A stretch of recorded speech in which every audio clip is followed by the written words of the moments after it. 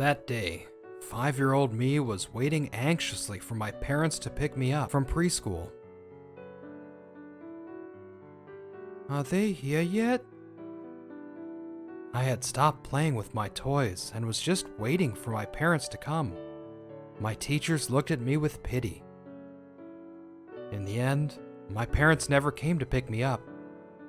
It was a while after that I learned my parents had been in a car accident. I had no relatives I could reach out to, so at 5 years old, I started living in an orphanage. When will Mom and Dad come get me? It was difficult for me at 5 years old to understand and accept my reality.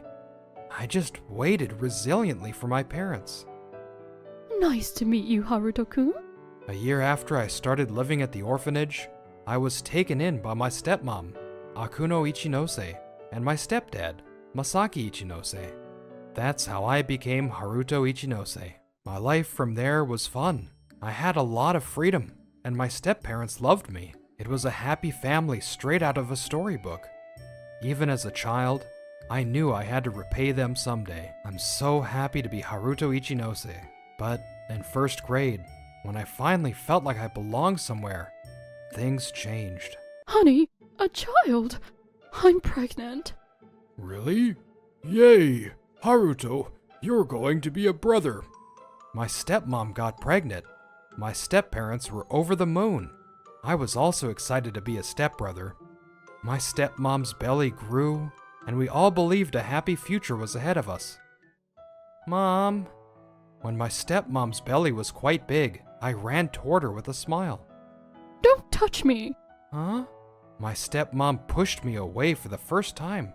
Her eyes were of someone looking at something vile, and I froze. Honey, what are you doing?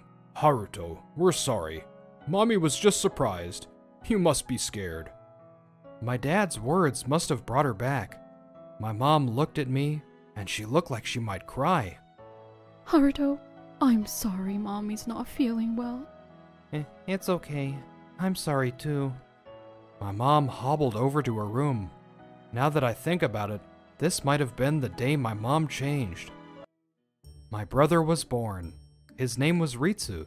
At 2 years old, Ritsu was comfortable with me. Nee. Ritsu, over here. You're so good at walking now. Nee. Oh, Mommy. Nee. Ritsu-kun, let's play over here. Honey, Haruto was playing with them. It was obvious my mom didn't want him to play with me. My dad tried to talk to her, but my mom didn't listen. Since that day, my mom had changed. At this point, she treated me like I was unwanted. Since it's my half coming of age day, I wrote you guys a letter. Half coming of age day? How fun! Thank you. Honey, Haruto wrote us a letter. Oh, I'm busy right now. I'll read it later. Oh my, Ritsu-kun. Good job. More time passed. I was in my final year of high school now. My mom's obvious favoritism continued. Ritsu-kun, you got 100 on this test. You're so good. I'm leaving this house. That's probably better, right? Haruto, I'm sorry. I didn't think this would happen. Don't worry, Dad. It couldn't be helped. Haruto. You guys took me in. I understand how Mom feels too. After high school, I'll find a job and live alone. No, go to college. I'll handle tuition. Thank you, Dad. I studied hard for my college exams and got into the school I wanted to go to. After high school graduation, my days of living alone began. Honey, Haruto is leaving this house for you. I don't know anything about that. Don't blame me. It's okay, Dad. I'm glad I was taken in by this family. Nii-chan. Ritsu. Nothing. Never mind. Ritsu looked like he wanted to say something, but he noticed Mom's look and fell silent. I think he wanted to tell me something. I guess that's it. I remembered the fun times and felt some sadness as I left. Only my dad came outside to see me off. After that, I moved out of the prefecture and started living alone. This is harder than I thought. I didn't want to rely on my parents for living expenses, so I was working part-time at an izakaya restaurant, but I feel a little better. I don't know how many times I've thought that it would be easier if I could forget the time when my mom was nice to me. I felt a little more optimistic now that those thoughts weren't eating away at me anymore. Still, if I didn't have these deliveries, I'd be in trouble. I didn't know why, but since I started living alone, I've been receiving deliveries from the orphanage. I asked them about it, but all they would say is that they were just donations from the orphanage, and I got no details. But it was desperate times, so I gratefully accepted the food and other household items in the deliveries. I managed to balance work and school, and somehow graduated. After working hard to find a job, I got one at a systems development company called Lovekoi Software. My dad said I didn't need to, but I decided to send 30,000 yen every month as a token of gratitude. Lovekoi was a primary contractor company, so it was a pretty good working environment. I was in the system integration department. It was my second year. Along with my coworkers, including Mio Tachibana, we worked hard on our projects. Ichinose-san, I wanted to talk to you about this. Oh, okay. Hold up. Deadline time was always busy. Whew, finally done. We finished our project. Tachibana-san, the other reps, and I took 4 paid days off. Everyone said they're going back home. What are you gonna do? Going home? No, I have a home, but don't have a home. I told her about me being an orphan and my stepmom's treatment of me. I can't believe that happened. I'm sorry for asking. No, I'm sorry. It's not a story to tell after a big project. If my mom treated me like that, I feel like I'd get mad and cut myself off. But you didn't resent them and repaid them. You're amazing. I don't know. They took me in, so I think it's the right thing to do. Actually, my mom's a single mom. We got in a fight in high school and haven't talked since I started college. Among my friends, I was the only one with hand-me-down uniforms. I was so embarrassed. I asked my mom for new ones. But with college fees and stuff, it was hard. You know how uniforms cost like 30,000 for a set, right? I realized later that it was childish of me. But since I brought it up, I couldn't apologize. After I started living alone in college, I didn't see my mom at all. I studied hard and worked hard to find a job, and I got a job at this big company. I wanted to prove that I could survive without my parents, but I couldn't survive on my own. I needed my mom's help with my tuition, with co-signing things. I was dumb. By the time I wanted to apologize, she was gone. She was gone before I could apologize. Tachibana-san. So, I admire you. It must have been hard for you. You must have been sad. But you're grateful and you're trying to pay them back. You're so awesome. I'm kind of embarrassed to say it. Thank you for saying that. I haven't received love like this in a while. Love? Yeah, you could call it love. I'm getting a call. Can I? It's from my brother. Of course. Tachibana-san seemed relieved that the call came. I smiled and answered the phone. Hello? Ritsu? How are you? Sorry to call all of a sudden. Are you free? Since I left home, we've been calling each other like this. I think we talk more than we did at home. Nissan. Ritsu's voice changed from cheerful to sad. I recognized it and interrupted. Don't apologize. You did nothing wrong. I told you a bunch of times, right? I'm sorry. Ritsu has told me many times that he wanted me to come back, but I didn't. I think he blamed himself. I've never once resented Ritsu, who still looked up to me as a brother. Actually, I really treasured him.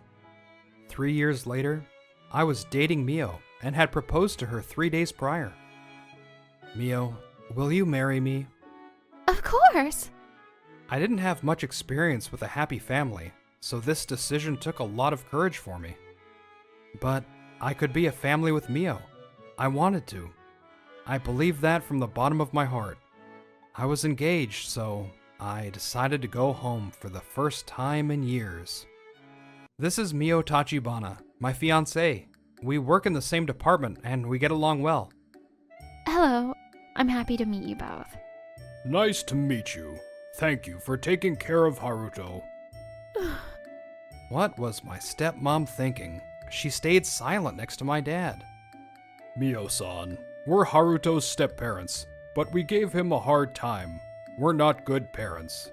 But Haruto, he still calls me dad. My dad's voice quivered. He always defended me from my mom. I knew that, so I never blamed my dad. Dad, I'm grateful for you. Mio knows that. She said she wanted to be with me because of that. So don't say that. I'm okay. I felt like my dad truly loved me. I was happy I came, but that didn't last long. Mio-san, you said? Don't you think Ritsu is better than this person? You look honest and you're pretty, and you work for a big company? I think you're a great fit for Ritsu. Huh? Ritsu is a good boy and he's going to a famous private university. I think you'd be much happier if you married Ritsu. There's an age gap, but...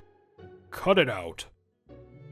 In that moment, my dad raised his voice in anger like never before. Even my mom was shocked. She looked at him. What?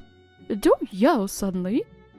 Mio-san is engaged to Haruto. How many times do you need to hurt Haruto? I've been holding back. I know you.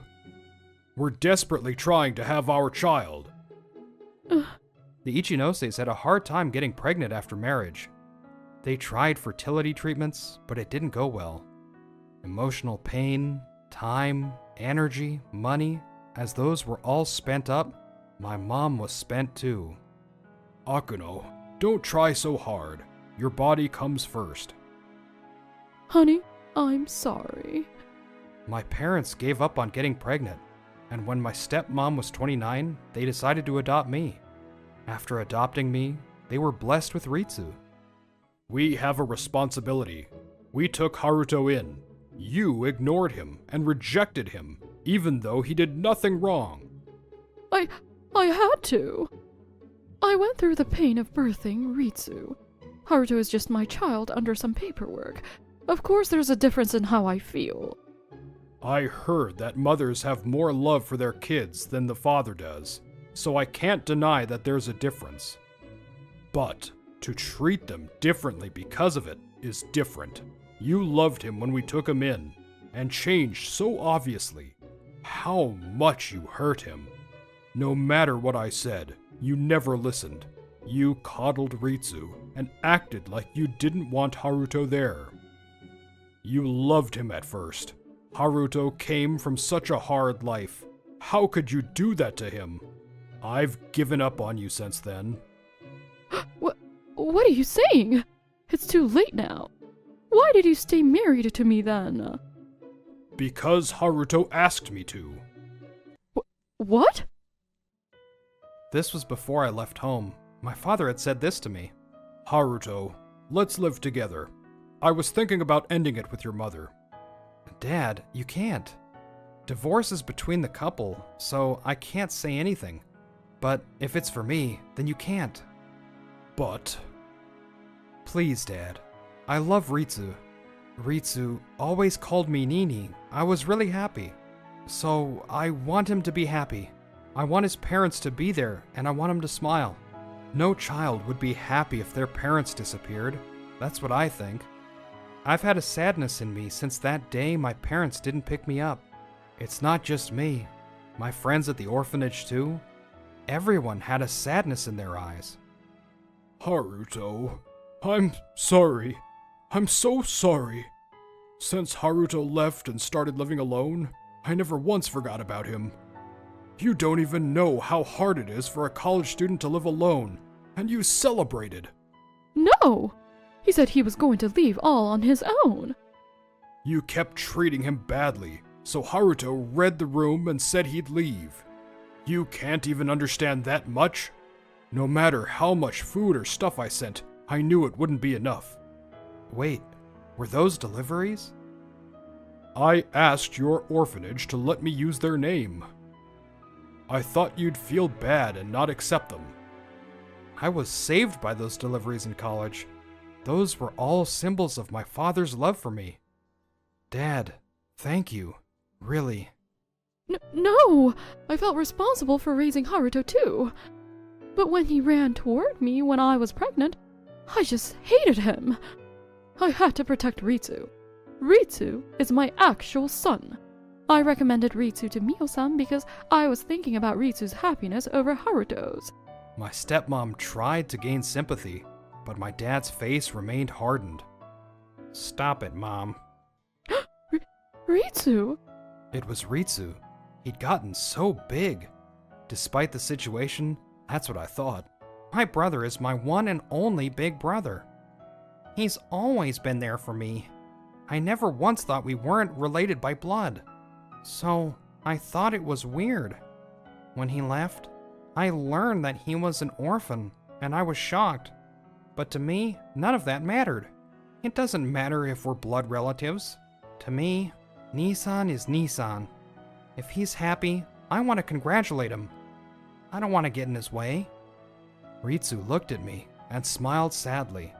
I must have caused him a lot of stress. Nissan, congrats. Be happy. Ritsu, thanks. You've gotten so big. Dad, I'm fine. If you want a divorce, Mom, I won't stop you. Ritsu, what are you saying? Don't say that. Let's stay a family. Yes, Haruto can live with us again. What are you saying, Mom? I'm going to live by myself for my second year. What? Ma'am, I'm going to marry Haruto. Haruto is my one and only love. She looked straight at my mom and spoke clearly. It was overwhelmingly bright to look at her. Haruto appreciates even a person like you. He said even if it was brief, you gave him love. What? But I'm not like him. If you're going to hurt him, I will not forgive you. Mom, I was really sad when my parents didn't pick me up. I was sad and anxious, and I thought I'd be alone forever.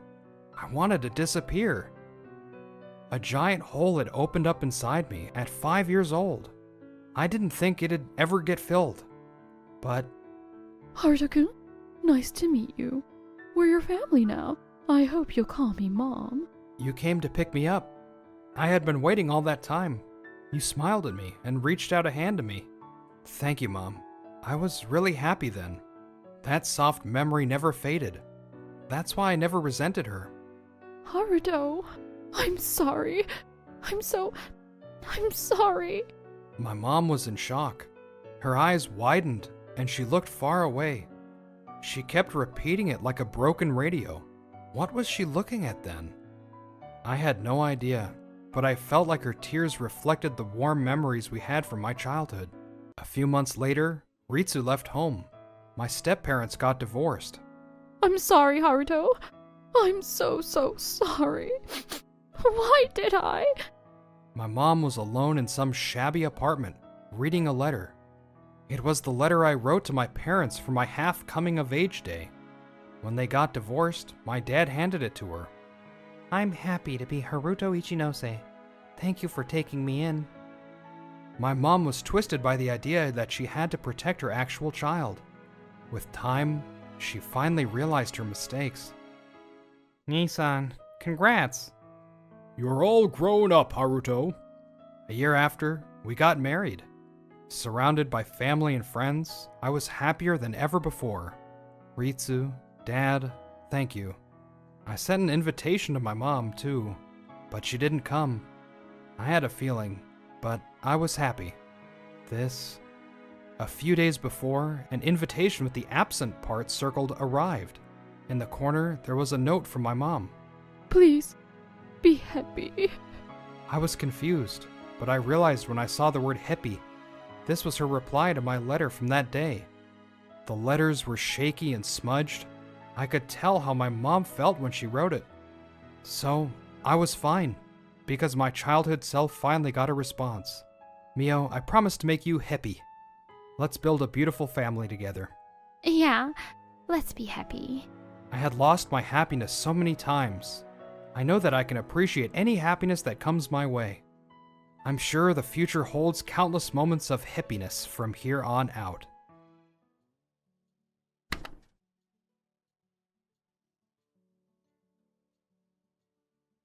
From the time I became aware of my surroundings, my parents showered me, Hirosumi Yoneda, with excessive attention. Even before I understood the meaning, I heard countless times, "You're the eldest son." The reason was simple. This is the countryside, where old customs still linger.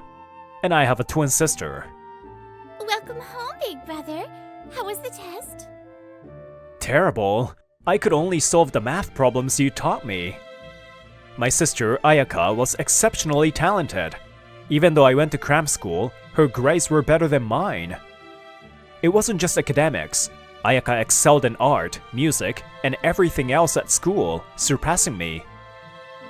But our parents favored me, the eldest son.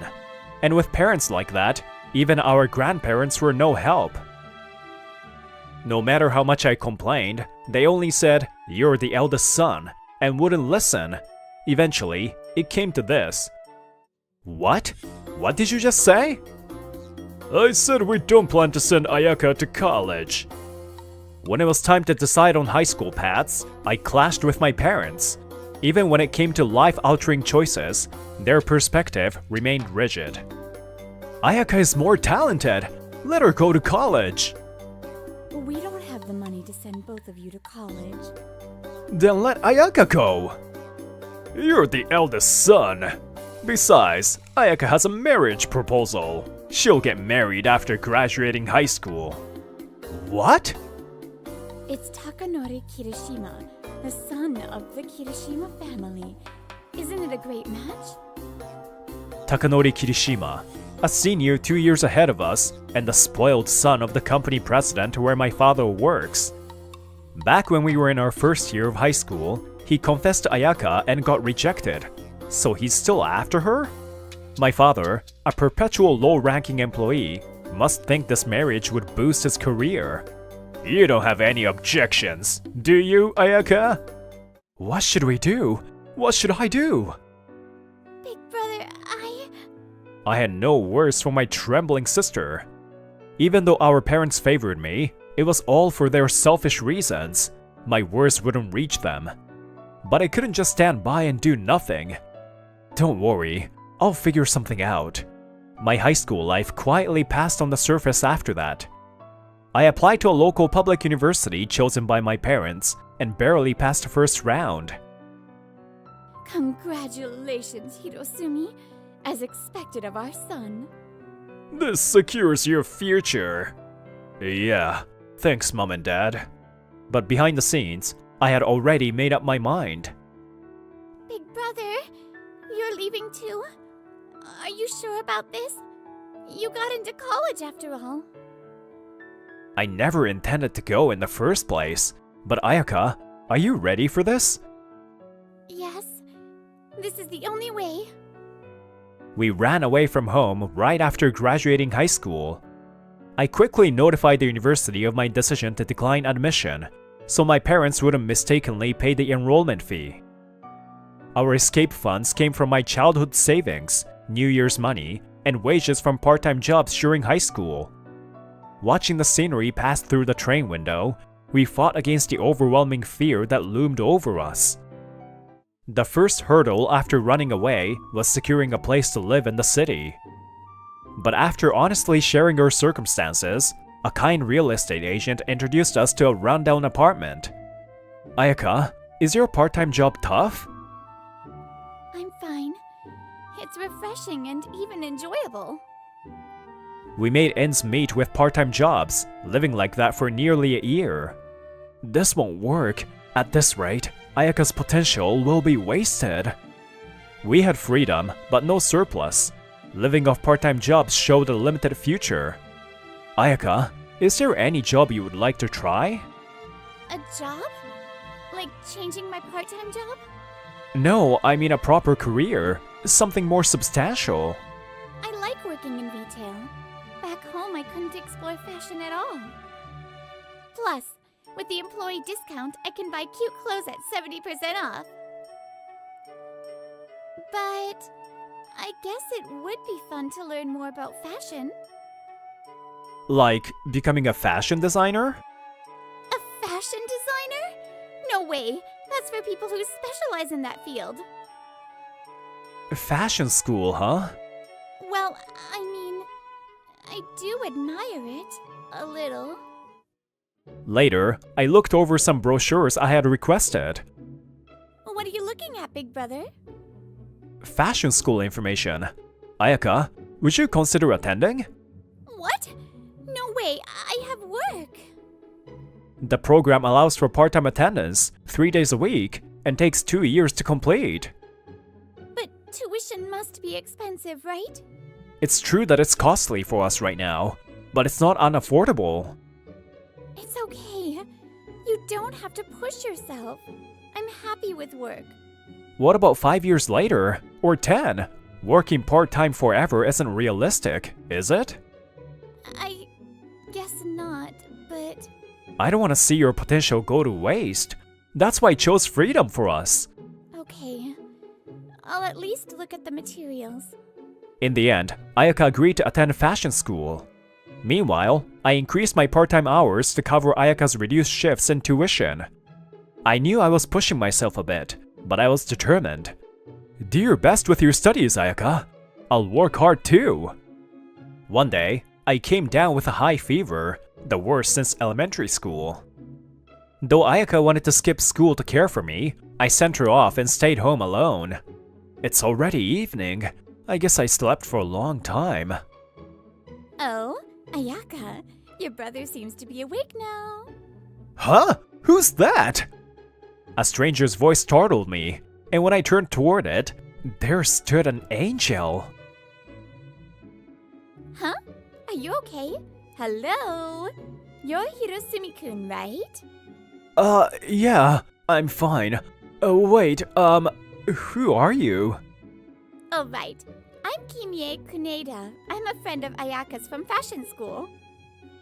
Right now, Ayaka's making dinner for you, so I came to check on you instead. You were sweating in your sleep, so you need to hydrate. Kunieda-san said this as she cracked a raw egg into a prepared glass and added, "Sake?" Here, egg sake. Drink up. What? Where's the hydration in that? And I'm still underage! Hey, Kuneda-chan. That's not how egg sake works.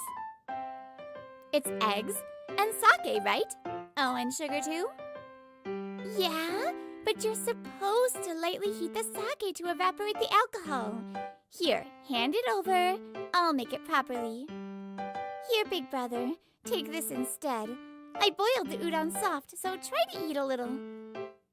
Thanks. And wait, you're already back? She's been fussing over you since this morning, so much so that I got worried and came over myself. By the time I finished eating the udon, Kunieda-san had already started drinking the sake she brought, pouring it for herself. Kimie-chan is a year older than us, so she's 20. It's fine. Ayaka noticed my unease and reassured me. She studied business management in junior college before coming to this fashion school. Isn't that amazing? What are you saying? Ayaka's the one showing off brilliance as the school's top achiever, despite starting from scratch. The design she presented for the brand project had even the instructors speechless. Really? That's the first I've heard of it. It's embarrassing. It was just a coincidence anyway. Coincidence my foot. You've said you want to start your own brand someday. Hey, Kimie-chan! That's still a secret, even from my brother. So Ayaka's found a dream of her own. Sending her to that fashion school was the right decision. The thought warmed my chest. After that, Kimie-san, or rather, Kimie-chan, started visiting us frequently. In the blink of an eye, the 2 years at fashion school passed by. Big brother, thank you so much for sending me to fashion school. How was your graduation project exhibition? Did any companies reach out to you? Yes, a few companies took notice. But you see, guess what? Ayaka's mine now. Kimie-chan's father's apparel company offered me a job. Wait, your father owns a company? Kimie-san, you're a CEO's daughter? It's Kunieda Holdings, one of the major players in the industry. She even talked about potentially starting her own brand someday, and they've taken that into account. I see. Please take good care of my sister. And so, we left the shabby apartment we had lived in for 3 years and moved closer to Ayaka's workplace. I planned to find a new part-time job after the move, even though I had missed my old one.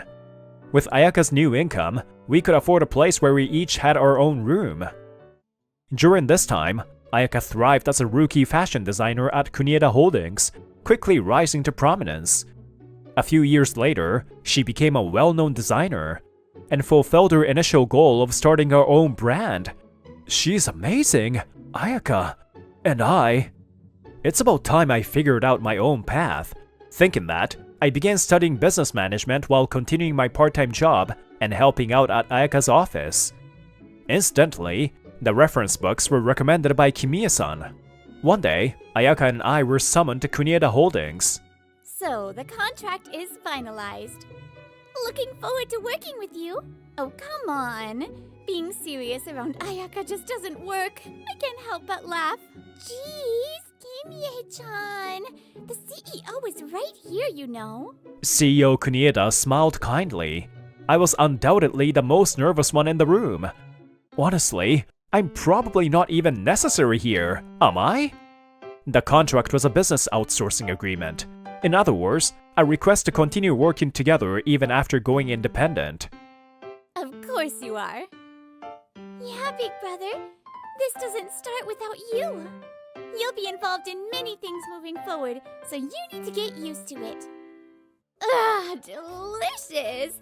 Beer is the best way to start. After signing the contract, we were at an izakaya. You'll drink anything, won't you? Does your father drink too? Huh? Dad doesn't drink. My taste in alcohol comes from my mom, I think. I can totally see that. Come to think of it, we've known each other for quite a while, but I've never heard much about your parents. That comment made me pause. Still, there was no need to hide things from Kimie-san. So, that's why we ran away from home. That's awful! Parents like that still exist nowadays? Yeah, that's why I'd given up on my future. Who I am today is all thanks to Big Brother. Hirosumi, that's incredible. You gave up not just your home, but even college to support your sister. Not everyone could do that. Back then, I was just desperate.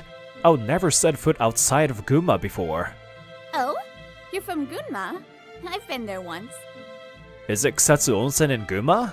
Gunma is a nice place, except for my parents. I don't hate it. No, it's not for sightseeing. Our company has some affiliates there. Gunma is famous for sericulture, and there are many companies handling high-quality silk. Ah, I see. Now that you mention it, my dad works at a textile company. I guess all of us have some connection to clothing and fashion. The conversation gradually branched off into random topics, and we wrapped up for the day. Starting with the contract from her old workplace, Ayaka began receiving job offers from various companies. Interviews increased, and Ayaka's brand was finally introduced on TV. At first, it was local TV, but her appearances grew, and her recorded clips eventually reached double digits.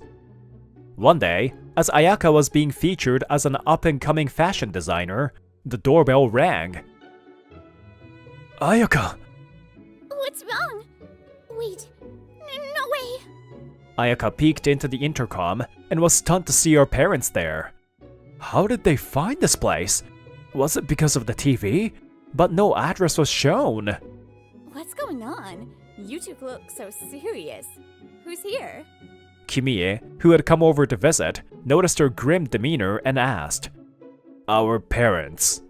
Aw, seriously? What are you going to do? There is no point in pretending we're not home. When we answered through the intercom, as expected, they asked to be let in. We decided to face them directly. Ayaka, it's been a while. You've grown so accomplished. You've really changed. I'm glad to see you're doing well. Although we were prepared for them to yell, our parents strangely spoke kindly to Ayaka. How did you even find us? We saw Ayaka on TV and hired a detective agency to track you down. What do you want? What else? We came to see our beloved daughter, of course. To think Ayaka became a famous fashion designer. Your mother is so proud. So that's why. Dad? Mom? Ayaka looks unsure, but if they're being kind to Ayaka, then... Compared to Ayaka, Hirosumi is a failure. According to the detective's report, you're still just working part-time. You didn't even attend the university you got into and are just drifting around. We poured so much love and care into you as our eldest son, and this is how you turned out? Pathetic. So now I'm the one to look down on. I thought calmly as this played out. Don't insult my brother! Without him, I wouldn't be where I am today. Ayaka lost her temper, shouting in a way that wasn't like her. My brother has always supported me, ever since we were kids. So what if he's working part-time? We had no choice but to escape from you. And soon, we're turning our private office into a limited liability company. My brother will be the vice president of that company. Vice president? Hirosumi? That's right. When Ayaka signed the contract with her former workplace, this is what she meant when she said I was needed. I left home to ensure Ayaka wouldn't be held back. When Ayaka began pursuing her dreams, I asked myself what I wanted to do, and the answer was supporting her. That's why I studied business management, with help from Kimie, to provide that support. Oh, I see. As expected of her son. The two exchanged glances, then softened their expressions and addressed me. They used to seem like such terrifying figures, but now... they are nothing but small-minded people. Leave already. Don't involve yourselves with us anymore. Dad fell silent. The matter should have been settled then. However, the door creaked open in the next moment. Well, is your family meeting over? I could hear the shouting from outside. Kirishima? The one who entered was Takanori Kirishima, the heir to the company my dad works for. Kirishima? Why are you here? I'm the one who hired the detective. I wanted to see my beloved fiancé. That said, I didn't want to interrupt your long-awaited family reunion, so I waited patiently. Though it doesn't seem like a heartfelt reunion turned out as expected. Who's this guy now? The senior I mentioned before. The one who decided unilaterally that he was smitten with Ayaka. Unilateral? That's a harsh way to put it. I paid a proper bride price and even got her parents' approval. I would prefer if you referred to me as her official fiancé. A bride price? I never agreed to this. It may be just pocket change to me, but I provided a significant amount to your father. By all accounts, I am a rightful fiancé. Isn't that right? But Ayaka's feelings aren't part of this. How important could that be? Marriages between families often bypass individual preferences. That's just how it works. No, marriages require the consent of both parties. Without that, it's invalid. Don't be naive. Of course it's valid. Or would you rather create a scandal? A rising star in fashion embroiled in a marriage scandal. Sounds like something tabloids would jump on. Please wait. If it's about the bride price, I'll return it. I can even double it if needed. Ayaka steps forward resolutely, but Kirishima shakes his head dismissively. No need. I'm not someone who gives up on love over trivial sums. Still, you've come a long way from being an unknown girl. Now you're worthy of standing by my side. Creepy. With my company's high-quality silk and your brand, we could achieve even greater success. Wait, Hiroshima spinning? Isn't that in Gunma? Ah, see? My company's famous. No, it's because my company does business with yours. Kimiya smiles slyly and bows dramatically toward Kirishima, who looks bewildered. Allow me to introduce myself. I'm Kimie Kunieda, the daughter of Kunieda Holdings president. Kirishima's face turns pale upon recognizing the name. Ayaka is an important partner for our company and my dear friend. If you continue to push this unwanted engagement, we may have to reconsider our business relationship with your company. You're the daughter of CEO Kunieda? No way! It's true. And if bribing women is your company policy or family tradition, perhaps I should have a chat with Kirishima Spinning's president. No, there must be some misunderstanding. Let's go! Yes! Thus, Kirishima and his lackeys, including my parents, retreated with their tails between their legs. Later, Kimiya filed an official complaint with Kirishima Spinning, resulting in Kirishima being disowned by his family. Despite all his talk about family-approved engagements, it turned out this was all his personal scheme. Additionally, my father lost his standing at work and was forced into retirement. I don't have enough money. Help me! We occasionally get letters from him asking for financial help, but Ayaka and I ignore all of them. That will never change in the future. The only time we'll see him again is at our parents' funerals. Meanwhile, my own life took a big turn. From the moment I met you, I thought you were stunningly beautiful. You helped protect Ayaka from Kirishima, and your quick thinking made me admire you even more. Please go out with me. Honestly, I thought your world revolved around your sister. If it's me, I'd be delighted. While it took us a long time to get here, everything moved quickly after that, and we were engaged within 6 months. And today, a few months later, we are getting married. You look beautiful, Kimiya-san. Jeez, I told you just to call me Kimie. Right, no, I mean, yes. You're beautiful, Kimie. Kimie, escorted down the aisle by CEO Kunieda, is wearing a one-of-a-kind wedding dress designed by Ayaka. We didn't invite any relatives from the groom's side, but CEO Kunieda, fully understanding the circumstances, was supportive. Looking around, not only CEO Kunieda, but even Ayaka had a tearful expression as they celebrated with us. I vow eternal love. As I spoke those words, I felt their weight and thought to myself, a child's potential is limitless, and that's why they should never face unfair discrimination or favoritism from an early age. Because Ayaka's success and this marriage are miracles, woven from what was once disregarded potential.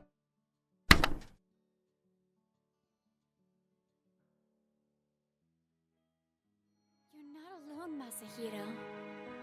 I give a small nod at the words of my mother's younger sister, Yui Eto. The spring when I was 3, after losing my parents, I was taken in by my aunt and her husband and became Masahiro Eto. Keep it under the water for a while, just in case we should go to the hospital later. Yeah, thanks. Wanting to repay them for taking me in, I devoted myself to helping out every day. But one day, I messed up while cooking and ended up with a minor burn.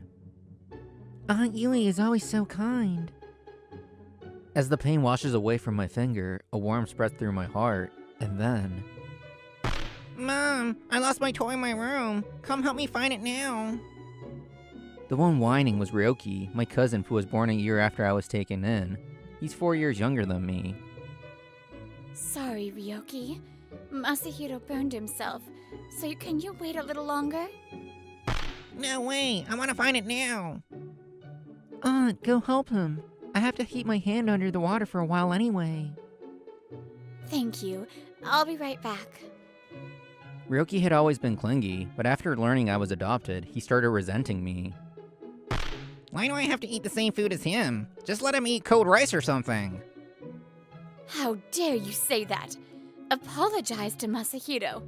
He's the one who made this food, you know. We love both of you equally. There's no favoritism here. But no matter what they said, Ryoki's complaints were ignored, and he eventually started resenting my aunt and uncle too. Years passed, and now I'm 28. One day, I got a call from an unknown number. What? She collapsed? My aunt had suffered an acute myocardial infarction and was undergoing emergency surgery. I rushed to the hospital. The surgery was a success. She's currently in the ICU, but she'll be transferred to a general ward soon. However, she'll need rehabilitation and follow-up visits before resuming her daily life. Recovery speed varies from person to person, so I can't give you an exact timeline for rehabilitation. I was relieved that the worst-case scenario had been avoided, but now I had to face my aunt's condition seriously. Since my uncle passed away a year ago, the only family she had left was me and Roki, but my cousin was nowhere to be seen. Where the hell is Roki when Aunt needs him the most? Roki finally showed up at the hospital after my aunt had already moved to a general ward. Hey Roki, where the hell have you been all this time? Who cares? More importantly, Mom, lend me some money. I want to buy something. I can't afford that. I have to take time off work for now. My aunt is a well-known culinary researcher who earns income from video content and column writing. She's not yet able to return to daily life. Taking time off is a reasonable decision, or so I thought. What? She can't start working again right after being discharged? She needs rehab and follow-up visits. Until she regains her strength, she'll need someone to accompany her. So basically, she needs a caregiver? That's a pain in the ass. What? It wasn't even caregiving, but even if it were, that was an outrageous thing to say. I'm not dealing with that. No way I'm taking care of someone who can't even give me money.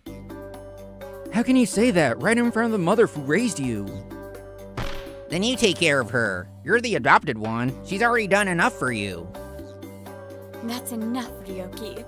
Whether you're adopted or not has nothing to do with taking care of your parents. It's okay, Masahiro. You must be busy too, so don't worry about me. Alright, Aunt, you'll stay at my place. I'll take care of your rehab and hospital visits. Oh, Masahiro. It's fine, this is my decision. You and Uncle took me in when I lost my parents and raised me all these years. Let me return the favor now. After all the money our family spent on you, that's the least you can do. Well, I'm counting on you. What's with that cousin? That's unbelievable. The next day, when I told Asumi Sakai about it, she got all worked up. I met her in culinary school, and now we run Bistro Sunday, a Western-style restaurant together. That's why I won't be able to come to the restaurant for a while. Got it. I'll figure something out. So don't worry and focus on taking care of your family. No, of course. I'll worry about it. If I can't eat Masahiro's food, what do I even have to look forward to in life? Hey, calm down, Hikaru. I've had enough of my sister's cooking. I need Masahiro's food for nourishment. Oh, is that so? Then I guess I won't ever cook for you again. Or maybe you'd rather become the nourishment yourself. Asumi, stop casually saying such terrifying things. Hikaru is Asumi's older brother, and a regular at Bistro Sunday. Since he's family, he often comes into the back of the restaurant. Well, jokes aside, what you're doing for your family is admirable. You should be proud of yourself, Masahiro. Thank you. But that doesn't change the fact that I'm causing trouble for everyone. I'll treat you to a meal again to make up for it. Oh, I'll hold you to that. What should I request? Hamburger steak, omurice, or maybe fried shrimp? Honestly, I wish you'd get this excited about my cooking too. With the support of the Sakais, I was able to focus on caring for my aunt. I'm sorry, Masahiro. I've lost a lot of strength and now I'm just burdening you. This is nothing. You're the one going through the toughest time. Don't hold back. Thank you, Masahiro. The doctor said I'd be able to walk again if I keep up with rehab, so I'll do my best. When I burned myself back then, you took me to the hospital, didn't you? And you even found Ryoki's toy right away. I was so happy that you put me first. Of course I did. You're our precious son. Even without considering that you're my sister's child, you've always been adorable to me. Ryoki was so cute back then. Yeah, I thought I cherished him just as much. Did we mess up somewhere? No, you and Uncle talked to him so many times. I don't think there was anything more you could have done. My aunt and uncle treated us equally. It's not like they neglected Ryoki. He got what he wanted for birthdays and Christmas, and they paid for his college tuition. What's wrong? Would you rather have gotten a different present? Nothing. But Ryoki was always grumpy and never explained why, leaving my aunt and uncle at a loss. You don't have to be close with Masahiro if you don't want to. But at least tell us what's bothering you. We took Masahiro in, and that's our responsibility. But we genuinely want to reach out to you too. Shut up, just drop it. In the end, Ryoki never reconciled with my uncle before he passed away, and now he only sees my aunt as someone to mooch money from. Welcome! Oh, Yui! Hello, Asumi. I came by again while taking a walk for rehab. Once I build up a little more strength, I'll have to return home at least once. 1 month after being discharged, my aunt was able to walk using a walker, and I returned to work on reduced hours. Right now, she's staying at my apartment, and since Bistro Sunday is nearby, she's become familiar with Asumi, the staff, and her regular customers. Yui, please hear me out! Oh dear, what's the matter, Hikaru? Because of her personality, people naturally gravitated toward her kindness. As a result, That's exactly it! Given my position, things can get complicated. I understand. If you spend all your time thinking about work performance and relationships, your mind is bound to overload. Ah, Yui, you're so kind! Now I understand why Masahiro's cooking is so warm and comforting. yeah, Bistro Sunday is lively as always. By the way, since having 2 Etos was confusing, Asumi and Hikaru started calling me by my first name. Since I started coming to your restaurant, I've been getting lots of ideas. While listening to our regulars, they've shared their food preferences with me too. I think I could even help develop new menu items for Bistro Sunday. Really? If you're gonna do that, we'll need to pay you. No, I'll do it for free. Consider it my way of thanking you. Besides, you've supported me financially ever since you started working, and you even waived your right to inherit. You're not exactly rolling in money, are you?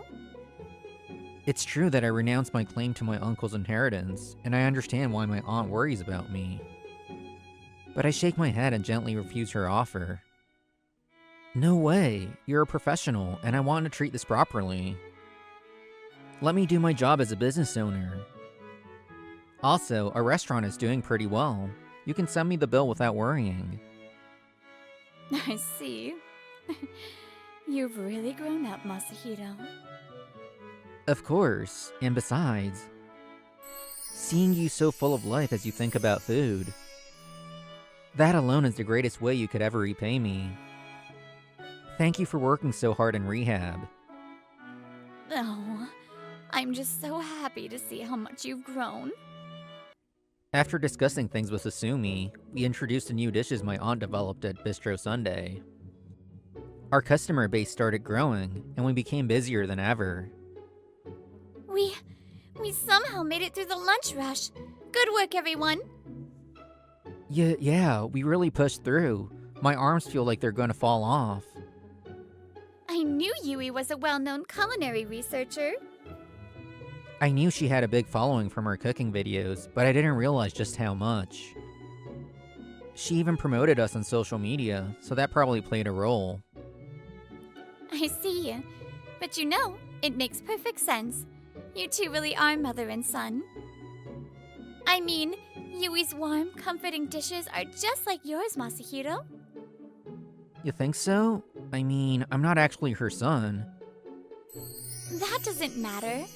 What's important isn't whether you're biologically related, it's how you spent your lives together.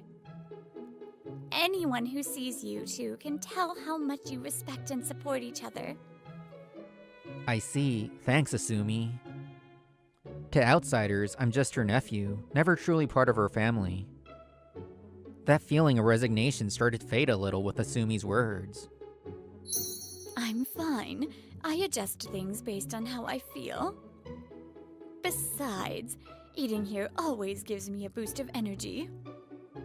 She no longer needed a walker to get around and had started easing back into work.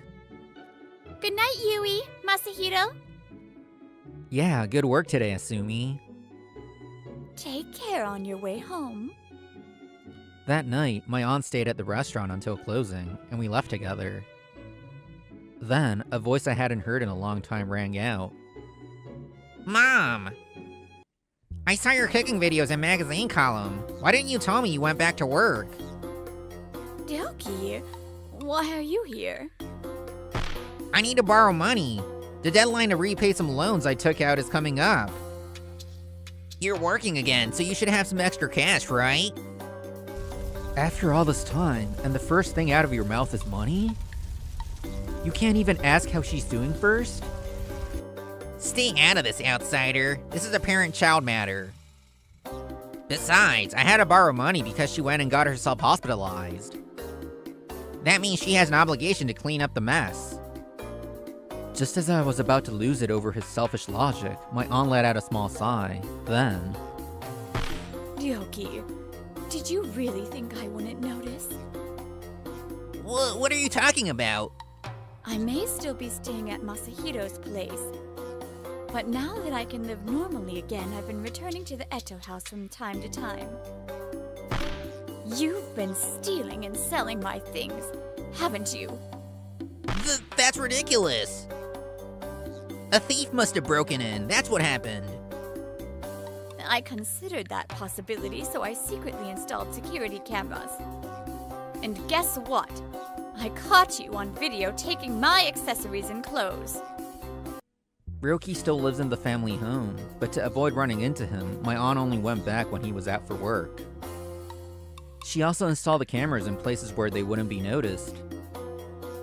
Parental theft isn't a criminal offense, but I can still file a civil suit against you. You're not seriously gonna sue your own son, are you? Yes. If you keep acting this way, I have no choice. Why? Mom and Dad, why were you both so soft on him? What are you saying? We loved you both equally. That so-called equality is the problem. Why should I, the biological son, be treated the same as some adopted outsider? If he weren't around, all the money would have gone to me. I could have had a better life. That's right. No matter how he was treated, Ryoki could never be satisfied. To him, the very fact that our aunt and uncle loved me was an injustice. Do you really believe what you're saying? Of course, you stole our family's money. Then why didn't you just say that to them?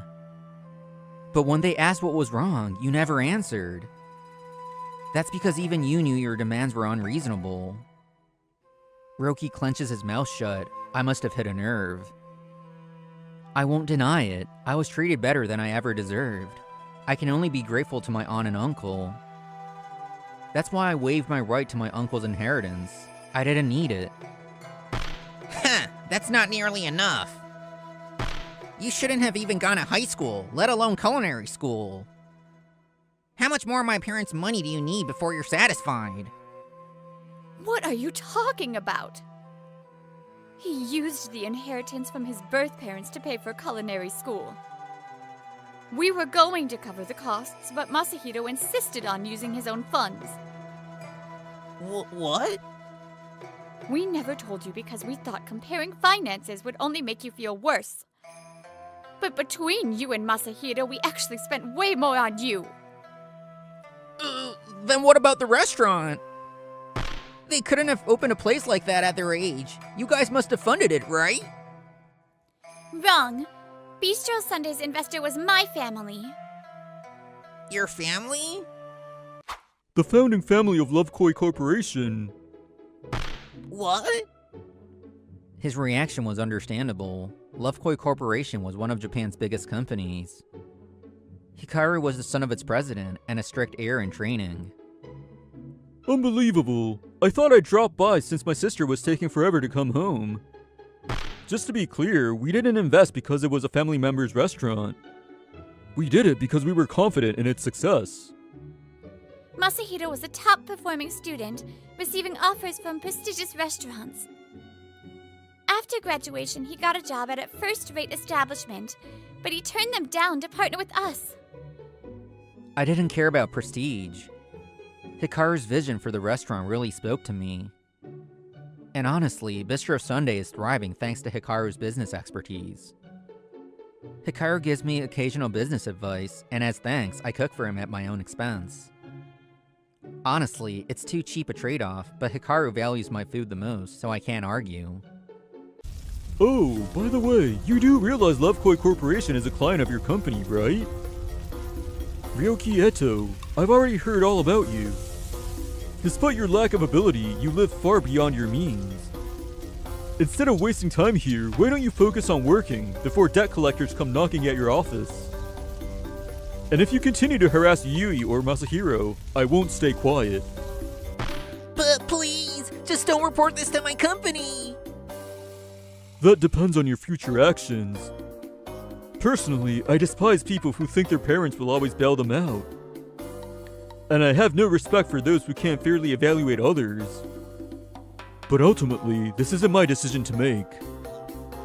As Hikaru finishes speaking, my aunt quietly begins. When I found out I was pregnant with you, I knew I wanted to cherish you more than anything. The first time you called me Mom, I was so happy that all my exhaustion just disappeared. Do you remember the toy I gave you when you were 6? You loved it so much that every time you lost it, you'd throw a fit. This one. He held onto it tightly, refusing to let anyone take it from him. Back then, he hadn't yet come to resent me. He simply basked in his parents' love. When you found out Masahiro was adopted, we tried to talk to you, but we could never see eye to eye. It was painful, but not once did I stop loving you. Why are you saying all this now? It's too late to realize this now. That's not true. Auntie and Uncle have always tried to reach you. You were the one who kept looking away. With a final muttered sorry, Ryoki left. So, shall we consider this settled for today? Yes, judging by his state, I doubt he'll come back to bother us again. Yes, I think so too. After that, Ryoki left home and repaid my uncle for everything he had taken. He also started paying off his debts little by little on his own. I'm really gonna have to work hard from now on. My aunt officially filed to disinherit Ryoki, and the court approved it. He had already squandered my uncle's inheritance, and his future would be a tough road. What's with that look, Auntie? Oh, don't mind me. My face just naturally lights up when I'm happy. Near Bistro Sunday's closing time, my aunt's playful voice echoed through the restaurant. I mean, it's like a dream come true. Masahiro and Asumi are dating. After everything, I confessed to Asumi, and we became partners both in business and in life. Masahiro, you can start calling me your dear big brother now. Brother, don't smother him. I'm really glad I recovered. Because now I get to see Masahiro so happy. I'm happy because you're healthy, Auntie. I'll keep working hard to bring even more happiness to you. No matter the blood ties, people can become family if they nurture their bond. And even with family ties, taking them for granted can sever that connection. I want to build a home where people can always feel full and at ease. Yeah, warm and comforting. Just like your cooking, Masahiro. Expressing gratitude and supporting each other through pain. These small actions, one by one, are the keys to happiness.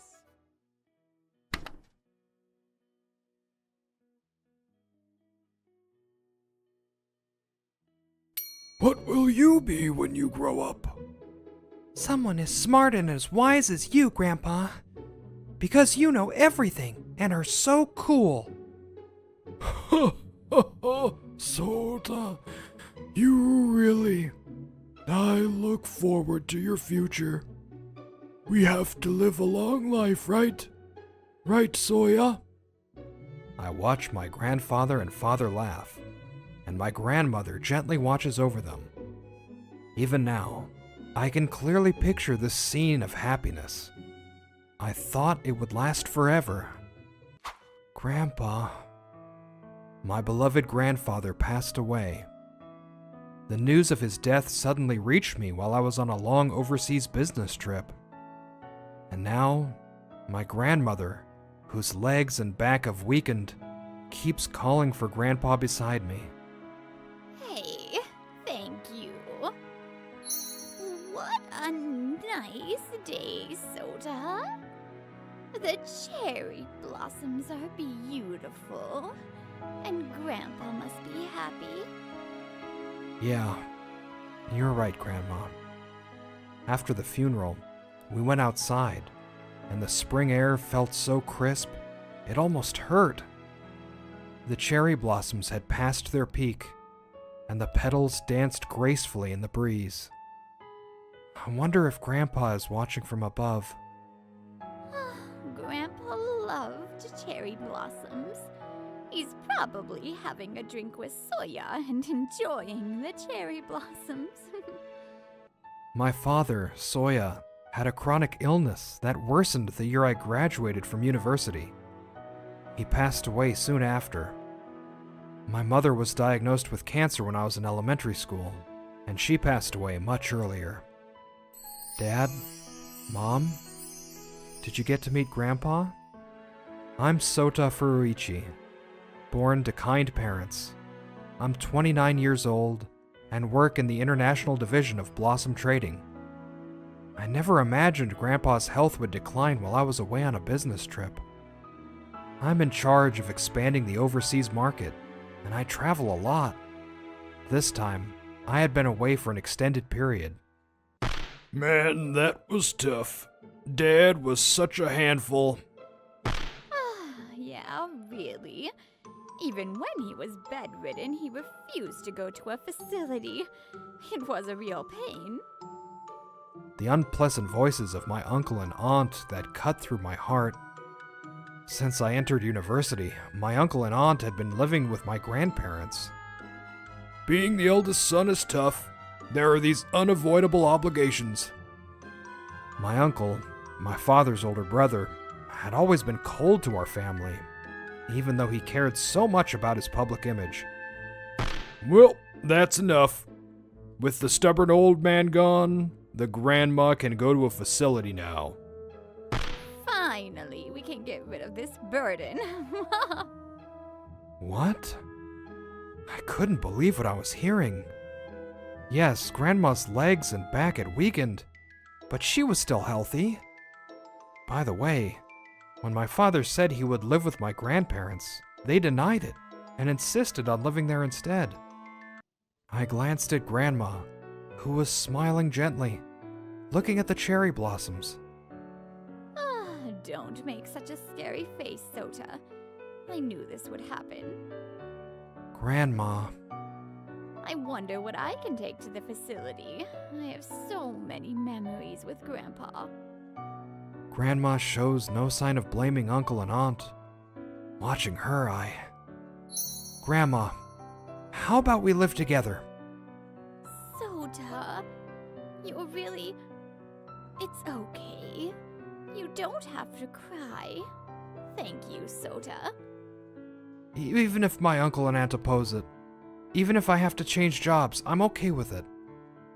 Now, I only have Grandma left.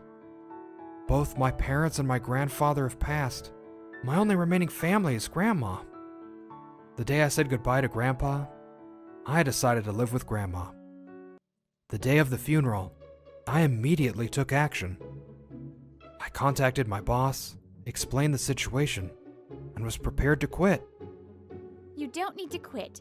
Your skills will surely be valuable in other departments. Huh? Yes. Recently, the head of sales department praised you and said they'd love to have you. So don't try to be brave with that worried voice. Don't worry. I'll handle it properly. Your father helped me a lot too. I hope I can repay a little of that. Thank you, manager. The manager told me how she worked in various departments whenever there were changes in her life stage. I'm glad I joined this company.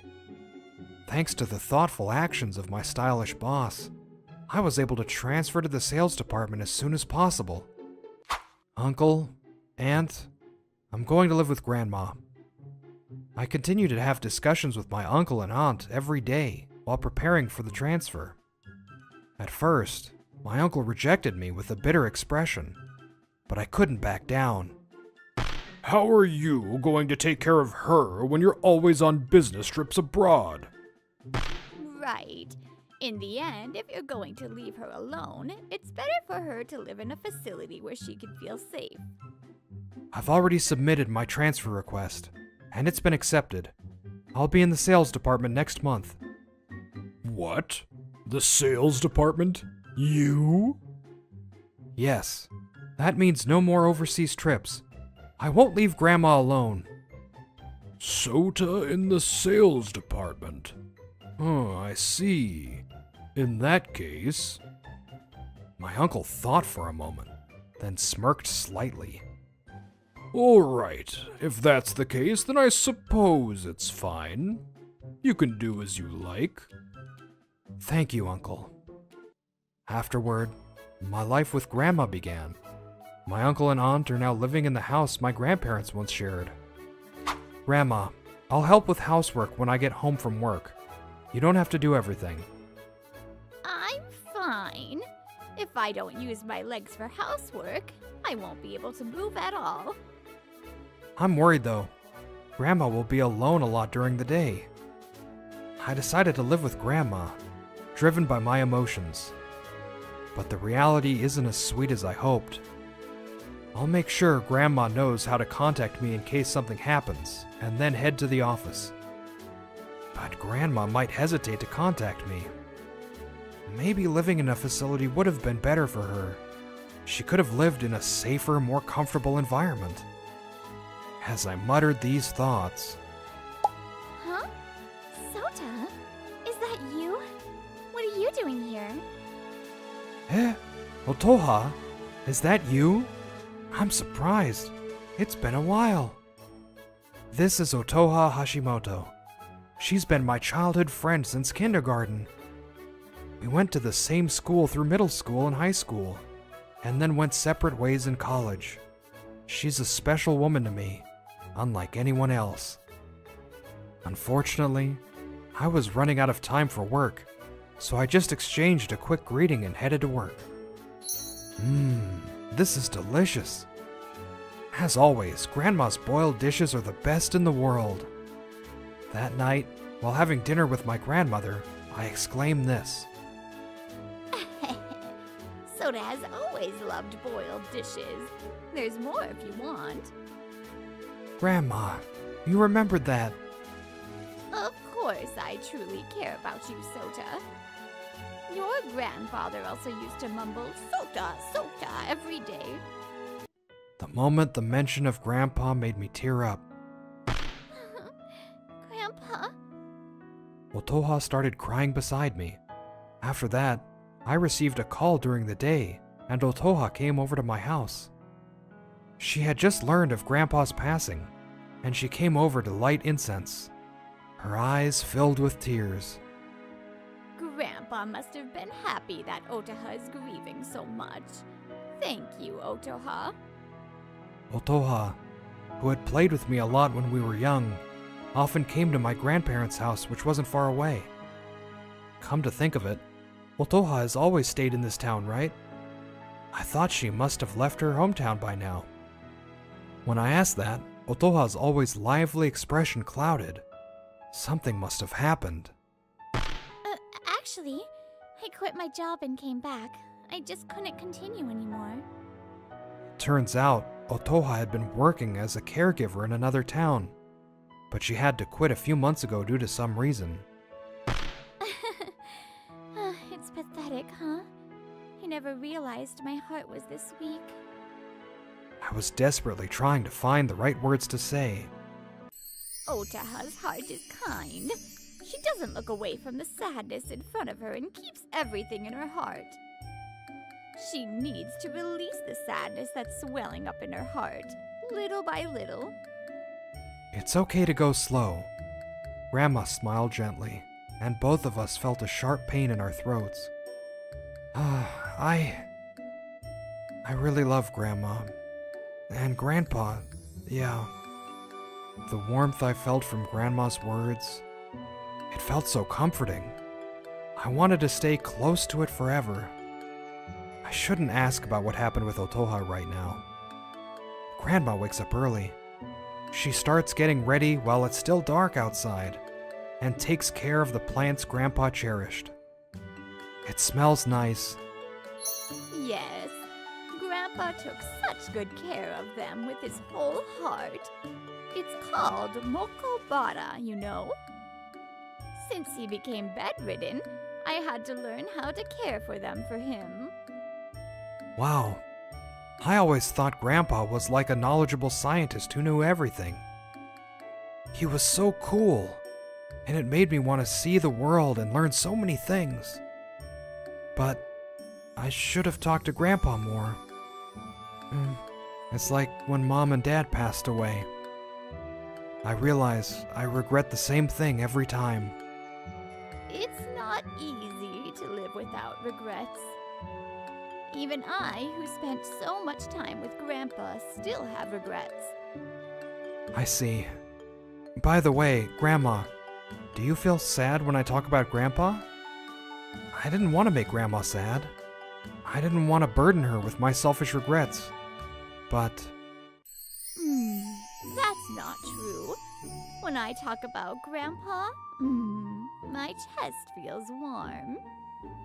she said and gently placed her hand on her chest. That's why I want to talk to you more, Sota. About Grandpa. I'll tell you anything I know. Even the silly stories about Grandpa. Grandma smiled playfully, then lowered her gaze and continued softly.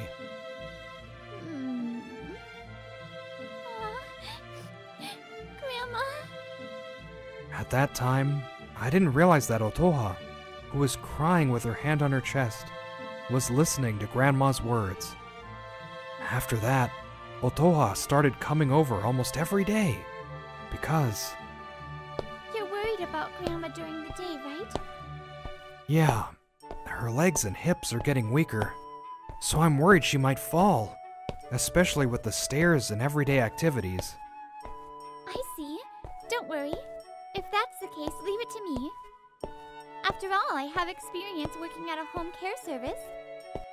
That night, Otoha was really enthusiastic.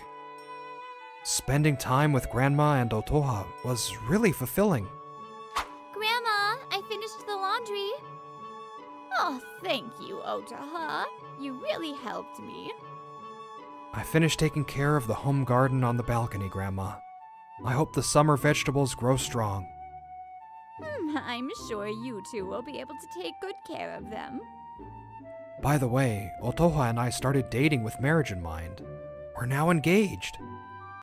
And the next day, as I rushed home from work... Sota, what a coincidence. I didn't expect to run into you here. Uncle? What are you doing here so late? Oh, I was just talking to Grandma. She said she had something to discuss. Discuss?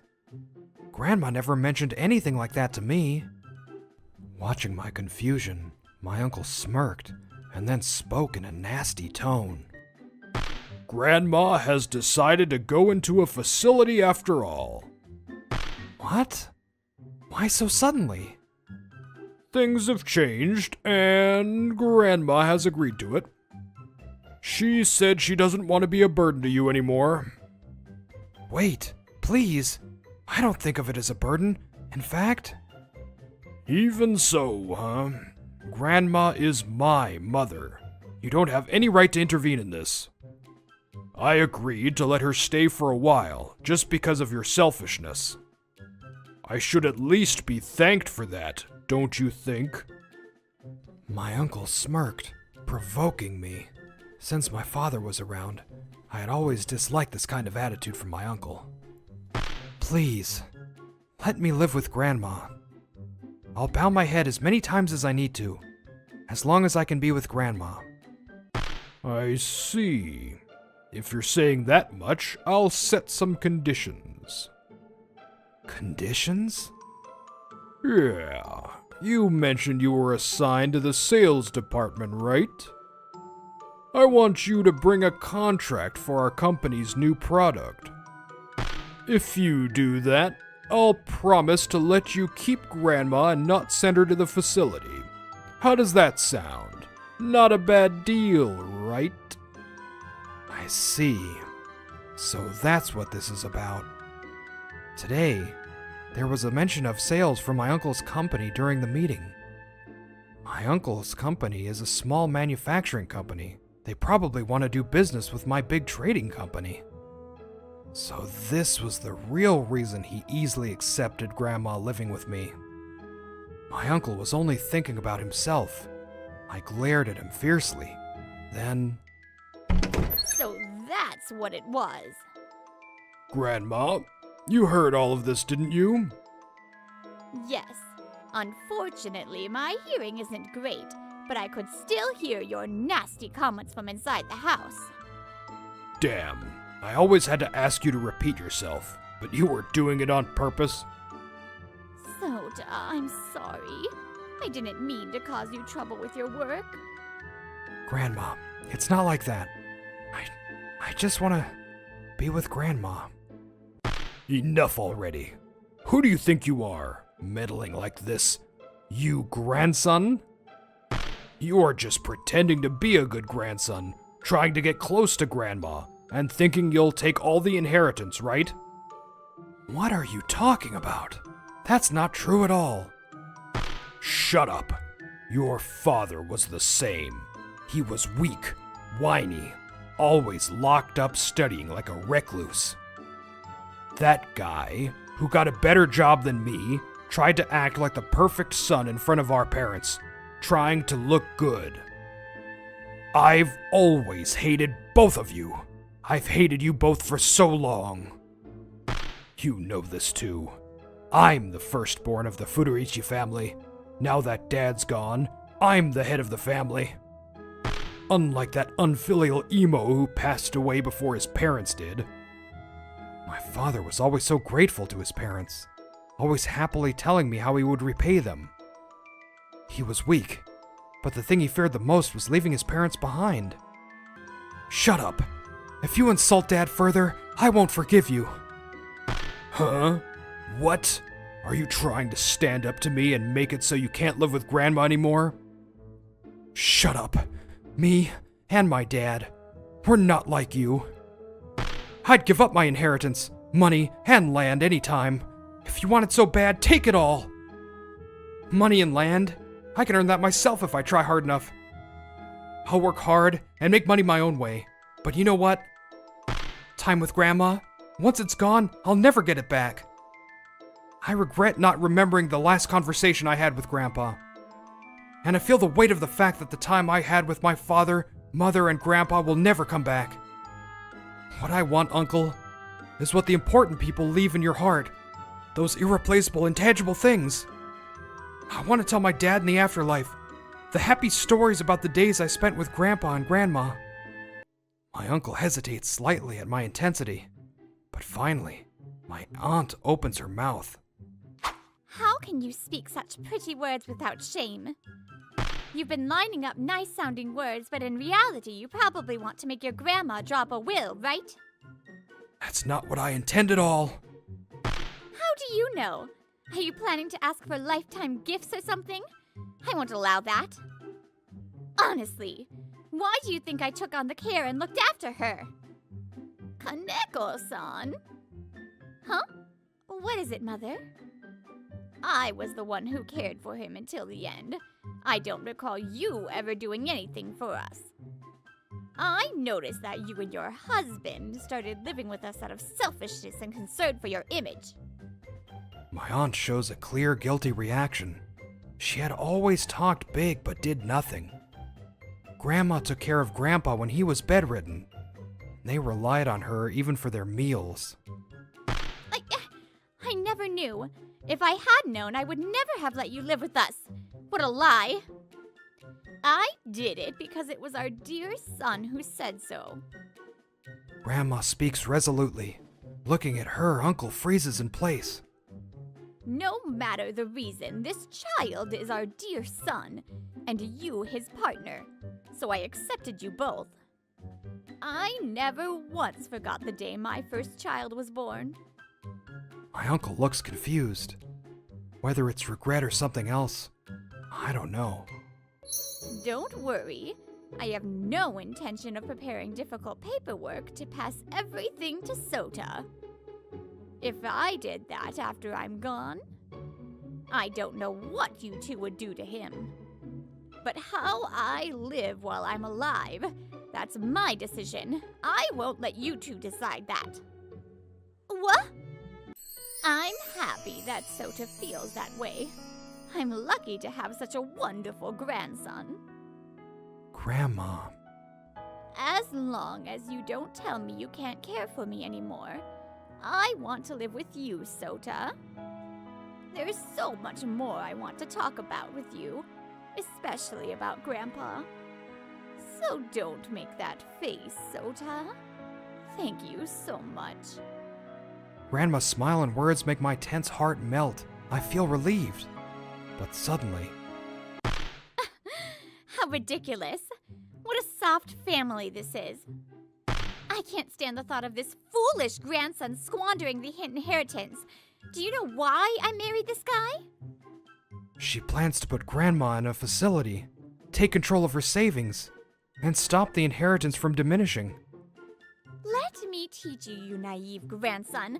Life's not that sweet. When the time comes for real care, you'll find it hard to live. You might even have to quit your job. All that hard work at the big company. My aunt tried to stir up my worries and make me give up again. But... That's not a problem. Oh, Otoha!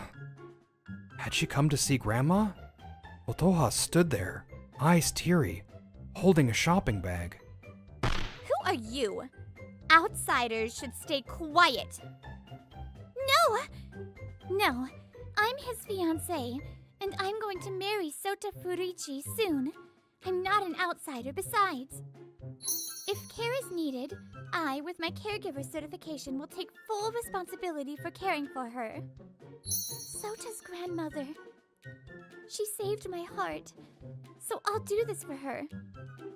Yes, the reason Otoha quit her caregiving job and returned to her hometown. It was because the death of her grandmother, who lived far away, left her feeling devastated. My grandmother and Otoha's grandmother were old acquaintances, and my grandmother had noticed Otoha's feelings. Uncle, I'm not going to make any deals with your company, and I won't give up the time I spend with Grandma. As long as she allows it, I won't let go. Huh, fine. Do as you please. Uncle mutters quietly, and they leave the scene. It seems my uncle was confident the contract with our company was guaranteed. But that plan failed, and it escalated into a responsibility issue with the company due to false reporting. His relationship with my aunt also deteriorated. My aunt, who had been after the inheritance, no longer had any love for my uncle. The divorce proceedings turned into a messy battle. Based on testimonies from Otoha and others, it seems she might be able to claim the alimony. As a result, my uncle, who had rapidly deteriorated both mentally and physically, disappeared somewhere. My aunt, who had married for the inheritance, found remarriage difficult due to her age. And after paying the alimony, she somehow managed on part-time wages. Unfortunately, she tripped, hit her head, and passed away in the hospital. It bloomed beautifully. Hopefully this year too, dear. The next spring, I'm still living with my beloved grandmother. This year, the cherry blossoms danced, and the yellow moss rose bloomed proudly in the garden. Grandma closes her eyes on the porch, speaking softly to Grandpa in her heart. She looks peaceful and happy. Honey, I'm not lonely at all. I have countless memories with you.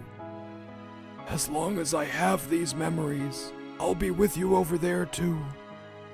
If my days with you are the inheritance in my heart, then that's enough for me. Yes. Thank you for the precious inheritance, dear. Grandma and Grandpa's final conversation, a special treasure between them that I didn't know about. Grandma, if you sleep here, you'll catch a cold. She looks so happy. Maybe she's dreaming of something nice? Yes. Hey, Otoha, let's live every day so that we leave something in each other's hearts. For me, the most valuable inheritance is the words, time, and memories I receive from the people I love. Looking at the yellow moss rose with its flower language of, for the one who deserves you, I remember my father, mother, and grandpa, and even our ancestors. I'll never forget my gratitude.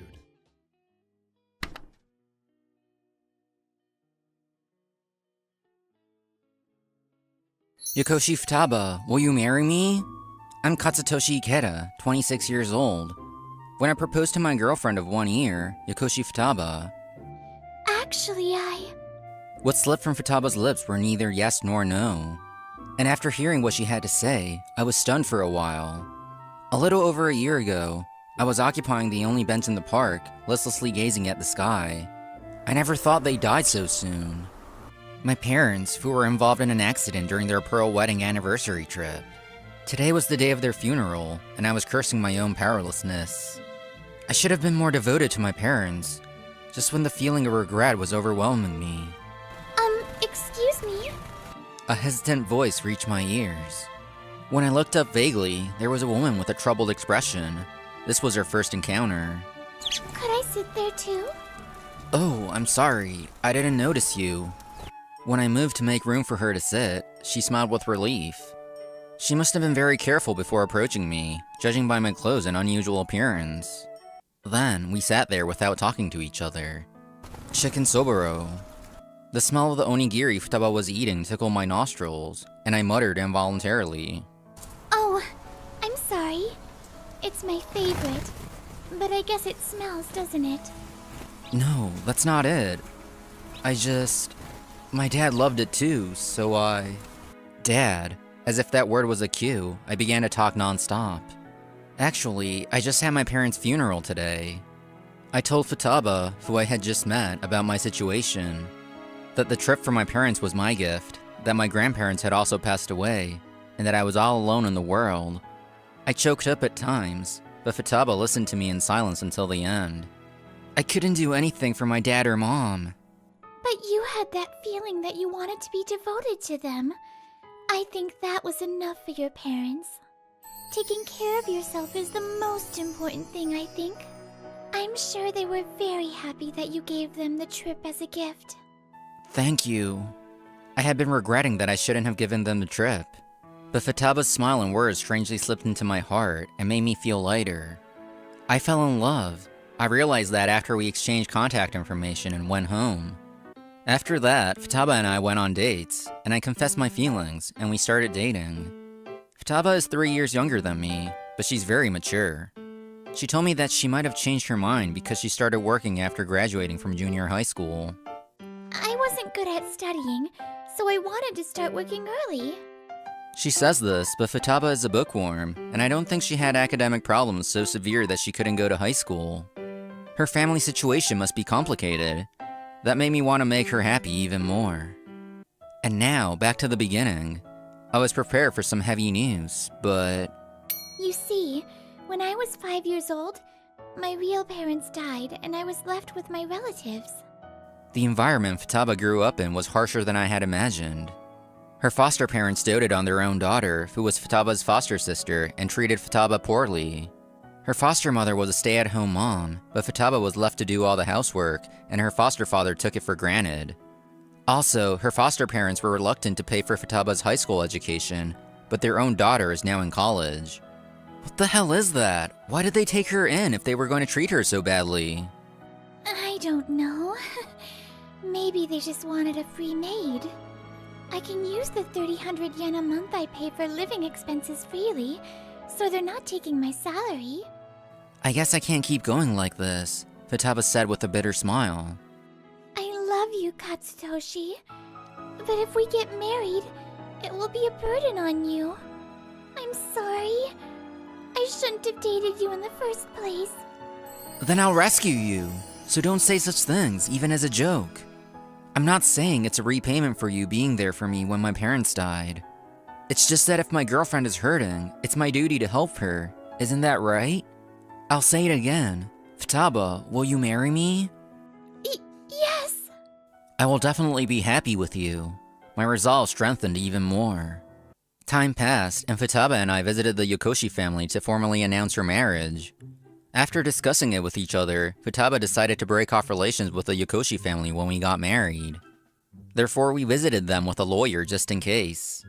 I'm still immature, but I will do my best to cherish Futaba. May I have your permission to marry Futaba? Yes, if you don't mind a woman like her. But you're a strange one, aren't you? Well, it can't be helped, can it? After all, he's all alone in the world, right? I'm sure you two lonely people felt a strange sympathy for each other. It suits you, lowlife. Why do I have to be told such things just because I don't have any family? The Yokoshi couple, Masaya and Mana, and their daughter Mako, I was boiling with rage at them for saying whatever they wanted. But I couldn't afford to start an argument and break off the engagement, so I kept my mouth shut. Father-in-law, mother-in-law, I would like to dissolve my ordinary adoption upon marriage. So would you please cooperate with me in preparing the agreement for dissolution of adoption by mutual consent? Oh, that would be a problem. We were planning to have Futaba send us money if she leaves the house. We might have to pay gift tax if she becomes a stranger. Allowance, you say? Of course. We let Futaba stay in this house in exchange for having her do all the housework. If she can't do that anymore because she's getting married, we'll have to hire a new housekeeping service. That's right. If Futaba isn't going to do the housework in her house, it's only natural that we should be paid for it. How far were these people going to push Futaba? Just when I was about to say, if that's how you feel, then we'll go to court.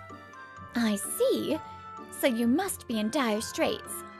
Otherwise, you wouldn't be asking for financial assistance from Futaba, whom you just called lowly, would you? What? Well, if the allowance is going to be spent on housekeeping services, it wouldn't be tax-free anyway. Our family isn't in any trouble. Dad is a department manager at a major company. Then are we to understand that you agree to divorce Futaba? Of course. You're no use to us anyway, so it's a relief that you're out of our family register. Thus, Futaba and the Yokoshi couple prepared their agreement for dissolution of adoption. They submitted it to the city hall that day, and Futaba was finally no longer a member of the Yokoshi family. Soon after, we started living together. We spent our days cooperating with each other. I'm done cleaning the bathroom. Thank you. Dinner will be ready soon, so just wait a little longer. If it's gonna take a while, should I help you? No, it's okay. It's almost done simmering. It's amazing how quickly you can make nimono when you parboil it in the microwave. At the Yokoshis, I wasn't allowed to do this because they said it was cutting corners. So it's a bit refreshing. Even if we don't live a luxurious life, Futaba is happy with every little consideration. It reminds me of how badly she was treated at the Yokoshis, but more than that, I'm happy to see her happy face. I'm also happy that I can make the things I like and have Katsutoshi eat them. Besides my own lunch, I was usually only allowed to make Mako's favorite foods. The Yokoshi family did celebrate Futaba's birthday, coming-of-age ceremony, and other events. However, even at these celebrations, Futaba was in charge of preparing the food, and she couldn't even eat her own favorite dishes. Well then, for your next birthday, I'll cook for you with all my might. Of course, the menu will be all your favorites. We can't forget the chicken Saburo onigiri. You're the star of the day, so we have to make sure you have a great time. Thank you, Katsutoshi. Then in return, I'll make a lot of your favorite food for your birthday. We continue to live a peaceful life, and we officially registered our marriage. We're experiencing happiness every day. One holiday, I was approached by a stranger in a convenience store I happened to be in. Excuse me, young man. Would you mind giving me some advice? Apparently, she was here to buy food, but she couldn't decide what to buy. Okay, I understand. By the way, what are you thinking of getting? First of all, sandwiches. I love the fluffy and juicy texture. Especially the egg sandwich and the fruit sandwich are the best. The warm and fluffy nikuman are good too. The onigiri rice is delicious, and I'd like to buy all the different kinds if I could eat them all. The old lady continued to talk with great enthusiasm. She was overflowing with love for convenience stores. After that, we managed to decide what to buy, and we ended up having a meal together in the park. The food at Japanese convenience stores is so good that I always have trouble deciding. She, Keiko White, is Japanese, but has been living in the United States since she married an American. She was a non-regular employee, but she had been working hard until a few months ago.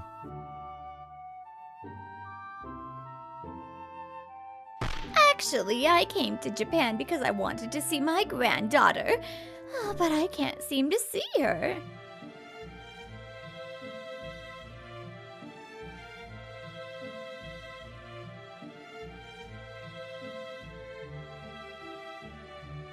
My husband passed away a while ago, and it made me realize that I'm not immortal. So I'd like to see my granddaughter's face while I'm still alive. I see. I'll pray that you two can see each other again. Since I lost my parents, I know the pain of wanting to see them but not being able to. Although I couldn't do anything but pray, I sincerely hope that they will meet again. Thank you, Mr. Ikeda. Oh, that's right. Would you like to see a picture of my granddaughter? I'm sure I'm biased, but she's a lovely girl. As Mrs. White took out a picture from her bag, I quietly leaned in, but... Huh? What's wrong? I froze for a moment and couldn't respond to Mrs. White's question. A few days later, the 3 members of the Yokoshi family were in the living room, dealing with a visitor. Good grief. What does a lowly stranger want with us now? Yes, their visitor was me, Futaba, and one more person. Oh? And who might this lowly person be? When the other visitor, Keiko White, asked, Yokoshi Mako burst out laughing. Oh my. You didn't know when you came all the way here with them? The man and woman there are all alone in the world. And the woman is ungrateful. Do you have any idea how much trouble we've been in because you got married? You have no money and we took you in. Don't you have any gratitude for this house? Hey, stop it, Mako. That's right. Futaba has been very kind to us all this time, hasn't she? The Yokoshi couple desperately tried to appease their daughter, but their anxiety didn't reach Yokoshi Mako. Oh? What are you talking about? Dad and Mom always said that. It was all Futaba's fault that we were running out of money because of housekeeping services and eating out. They had to drastically cut my allowance, and it's been a huge inconvenience. So you want Futaba to send you money? I'm speechless. You shouldn't have any obligation to support Futaba, who's already a stranger. In general, if you can't afford to outsource your housework, wouldn't it be better to do it yourself? Shut up! Anyways, we're the ones who are suffering. Pay us compensation. I see. I now have a clear understanding of your way of thinking. Futaba, I'm so sorry that I left you in such an environment for so long. We should have taken you in, our granddaughter. Yes, Keiko White was Futaba's maternal grandmother. It was Futaba in the picture she had. Once we realized that, Keiko and I started calling each other by our first names. Why was Futaba left with the Yokoshi family? It goes back to the time when Futaba's parents died. You want to take Futaba in? Yes, Futaba-chan has just lost her parents, right? Wouldn't it be stressful for her to be taken to an unfamiliar place like America? Besides, Mana is a stay-at-home mom, and we have a daughter who is close in age to Futaba-chan. Futaba-chan won't be lonely. At the time, the Whites were working tirelessly in America. As they talked with the Yokoshi couple, they felt that it would be a burden on Futaba if they took her in. Also, Futaba's paternal grandparents had passed away, and the only relatives in Japan who could take her in were the Yokoshi family. However, we don't have the financial resources to raise Futaba-chan properly. I understand. If you will take good care of Futaba, we will pay for her upbringing. Thank you so much.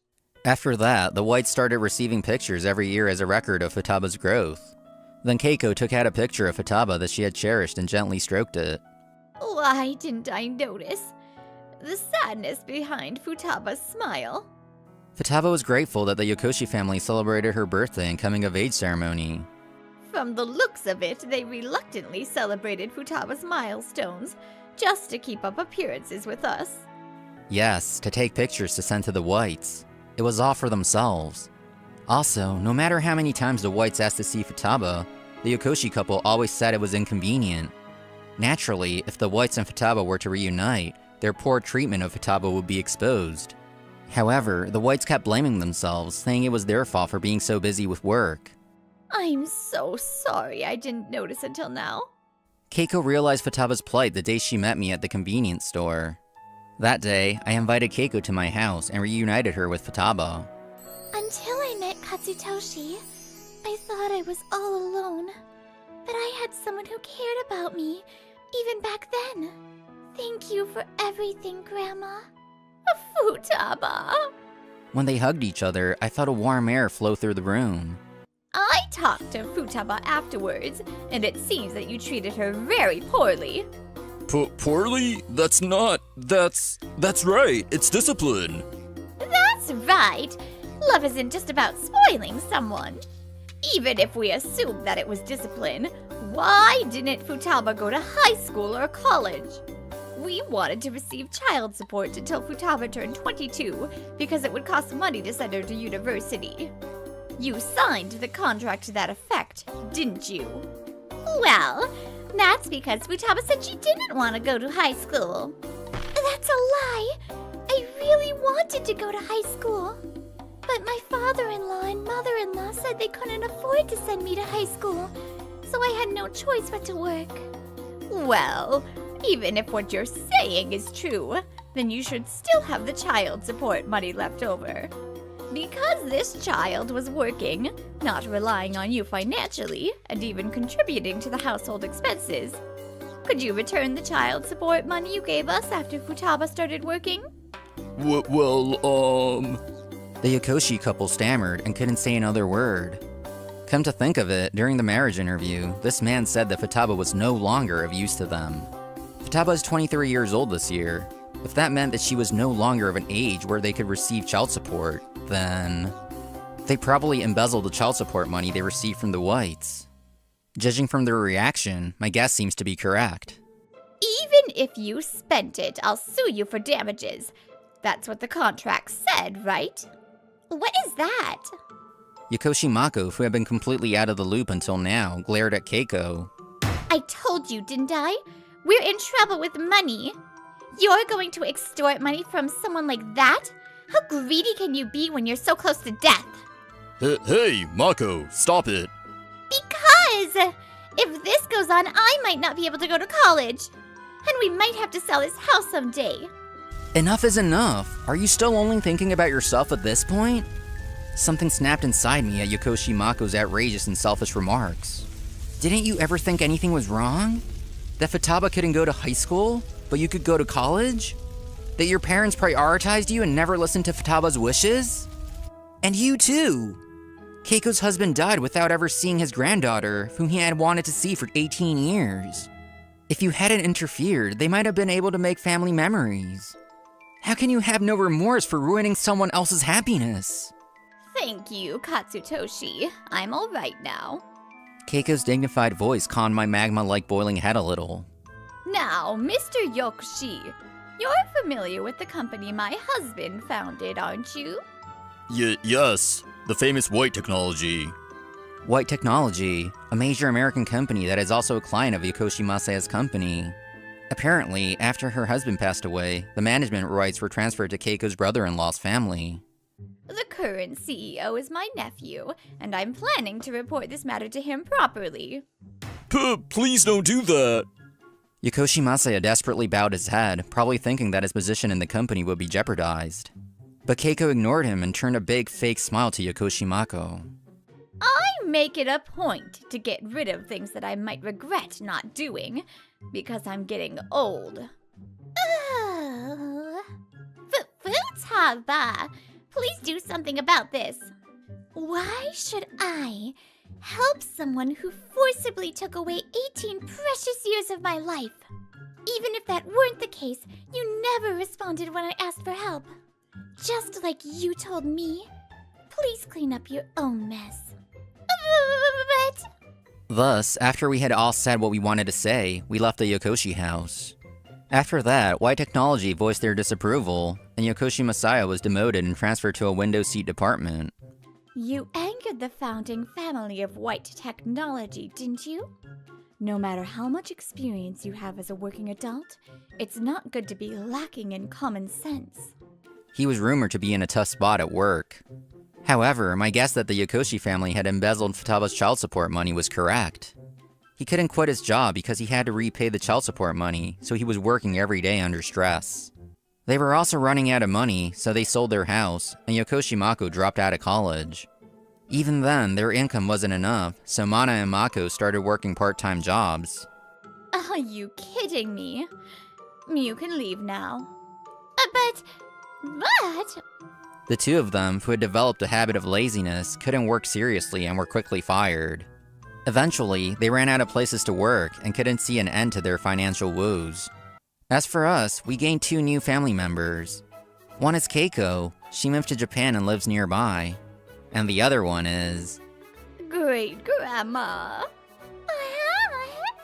Yes, Futaba and I got married after that. About a year later, our child was born. I'm still worried that this happy life might be a dream. This is reality, but I can't have you daydreaming in your current state. We're going to be even happier from now on. Right. Yes, you're right. We're not rich. The dinner table before payday is simple, and we live a very ordinary everyday life that can be found anywhere, but... We have to make a lot of memories and tell everyone in our family proudly. The life you gave us is wrapped in happiness today. Sometimes we save money, sometimes we fight, but I cherish every day that we can still laugh together. We know that it's not a given that we can do that every day. The little things in our ordinary days, each and every one of them will surely lead to our happy future.